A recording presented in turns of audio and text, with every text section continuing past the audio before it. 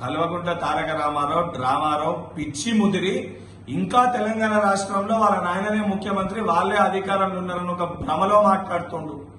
ఈ రోజు నువ్వు చేసిన ఒక విధ్వంసానికి, నీ కుటుంబం చేసిన ఒక విధ్వంసానికి తెలంగాణ రాష్ట్ర ప్రజలు 15 నెలల క్రితమే మీకు బుద్ధి చెప్పడం జరిగింది.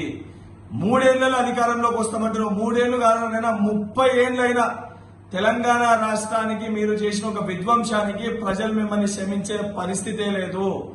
నీకు కవితకి హరీష్ రావుకి మధ్యలో ఉన్న ఒక అంతర్గత పోరుకి అసత్య ప్రచారాలు హైదరాబాద్ సెంట్రల్ యూనివర్సిటీ గురించి చేసి రాజకీయ లబ్ధి పొందే ప్రయత్నం నువ్వు చేస్తున్నావు.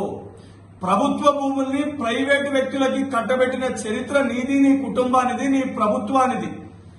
ప్రభుత్వ భూముల్ని ప్రైవేటు వ్యక్తుల దగ్గరికి వెళ్లి తీసుకొచ్చిన చరిత్ర మా గౌరవ ముఖ్యమంత్రి రేవంత్ రెడ్డి గారిది, కాంగ్రెస్ ప్రభుత్వాన్ని. గతంలో ఎంతో మంది ముఖ్యమంత్రులు చెయ్యలేంది ఆ 400 ఎకరాల ప్రభుత్వ భూమిని ప్రైవేటు వ్యక్తుల దగ్గరికి వెళ్లి న్యాయపరంగా కొట్లాడి తీసుకొచ్చింది గౌరవ ముఖ్యమంత్రి రేవంత్ రెడ్డి గారు.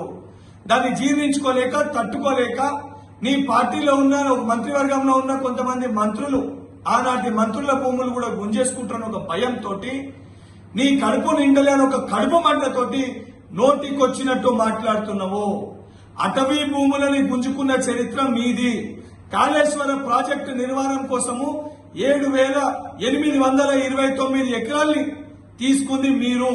ఇవన్నీ మర్చిపోయి నోటికొచ్చినట్టు మాట్లాడితే తెలంగాణ ప్రజలు, దాని వలన రేపు పొద్దున ఉద్యోగ అవకాశాలు రాబోయే యువకులు తెలంగాణ రాష్ట్రంకి వెళ్లి నిన్ను, నీ కుటుంబాన్ని రాళ్లతోటి తరిమికొట్టే పరిస్థితి వస్తుంది. కేటీఆర్, ఖబర్దార్.